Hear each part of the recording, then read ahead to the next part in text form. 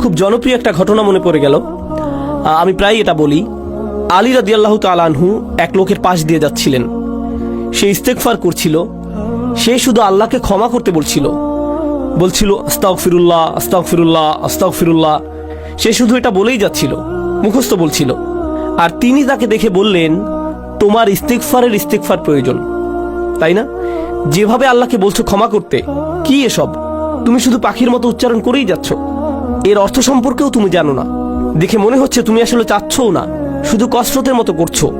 ইস্তেগফার তো এমন হবার কথা নয়। আন্তরিকভাবেই তোমার পাপের জন্য অনুশোচনা হবার কথা। তাই প্রথম যেই কথা আপনাদের বলতে চাই তা হলো, আমরা প্রতিনিয়ত প্রচুর মন্দ কাজ করি, আমরা প্রচুর ত্রুটি করি। আমাদের বাম দিকের ফেরেশতা খুবই ব্যস্ত থাকেন, তার প্রচুর লেখালেখি করতে হয়। আর কেউ যখন আসলেই এসব নিজের ক্ষেত্রে চিন্তা করে, দুইটি জিনিস সঙ্গেই হয়, দুটি জিনিস সাথে সাথেই হয়ে যায়। সেগুলোর একটি হলো যে সে আবেগে আচ্ছাদিত হয়ে যায়। সে মনে করে, আমি তো ধ্বংস হয়ে গেলাম, আমার তো জান্নাতে ঢুকবার কোনো উপায়ই নেই, আমি যা করেছি এর কারণে সেখানে তো আমার কোনো স্থানই হবে না। এটা হলো একটা বিষয়। আর এটা কিন্তু ভালো ব্যাপার নয়, সেটা একটু পরে বলছি। আরেকটা জিনিস যা হয় সেটা মোটামুটি ভালো। সেটা হলো আপনি অন্য মানুষ সম্পর্কে অতিরিক্ত চিন্তা করা বন্ধ করে দেন।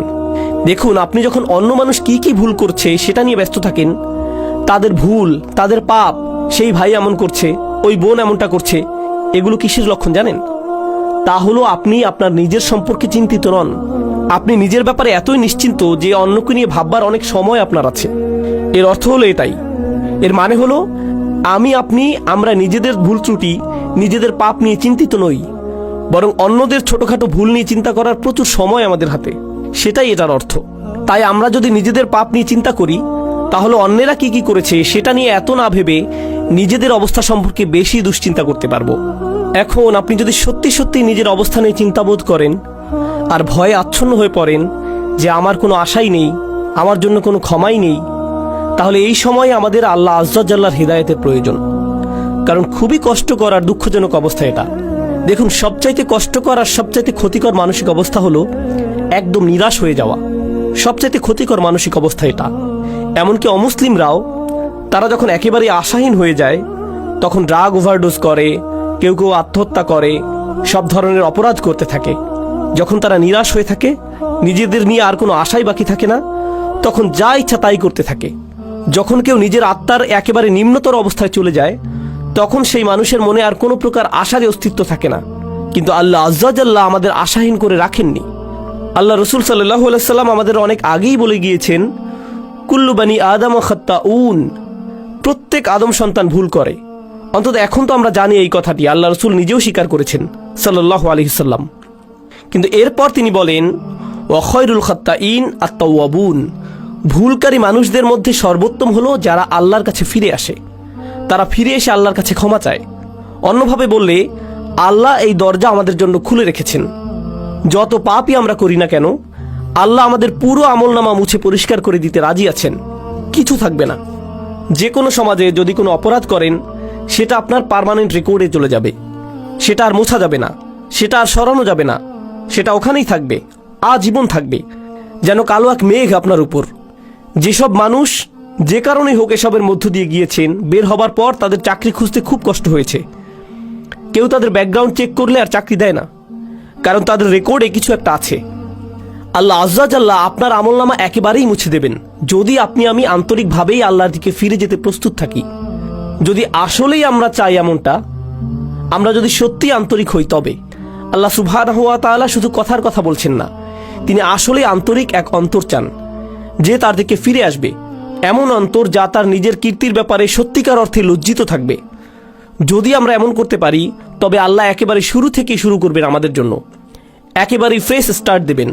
এই আশার আলোই আল্লাহ আজ্জা জাল্লাহ আমাদের সূরাতুল ফুরকানে দিয়েছেন। তিনি আসলেই চরম পদক্ষেপ নিয়েছেন এখানে।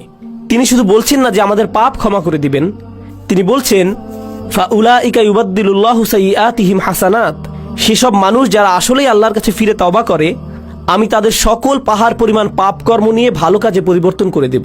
অন্যভাবে বললে, শুধুমাত্র আন্তরিকভাবে যদি আপনি আল্লাহর কাছে ফিরে আসেন, তবে আপনাকে যে শুধু লাখো পাপ কর্মের জন্য উত্তর দিতে হবে না তা নয়, বরং তিনি আপনার লাখো পাপ কাজকে লাখো পুণ্যে রূপান্তরিত করে দিবেন।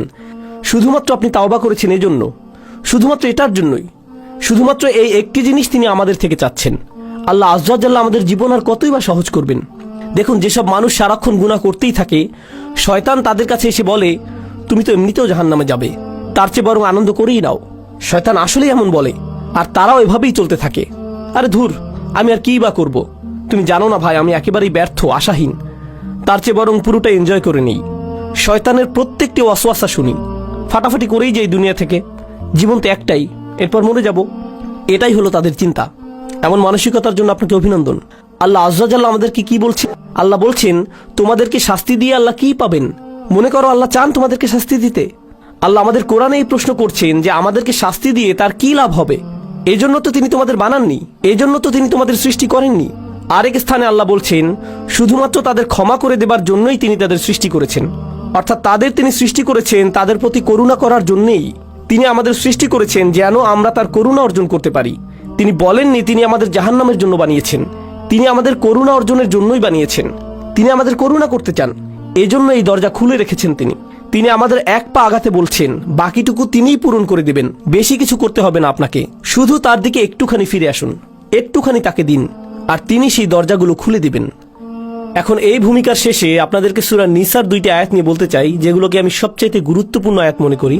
এই আয়াতগুলোর জন্য আপনাদেরকে প্রস্তুত করতে বলে নেই, এটা হলো আমার আর আপনাদের জন্য একটা হোমওয়ার্ক। সাধারণত খুতবা থেকে হোমওয়ার্ক অ্যাসাইনমেন্ট দেওয়া হয় না, কিন্তু আমি একটা দিচ্ছি।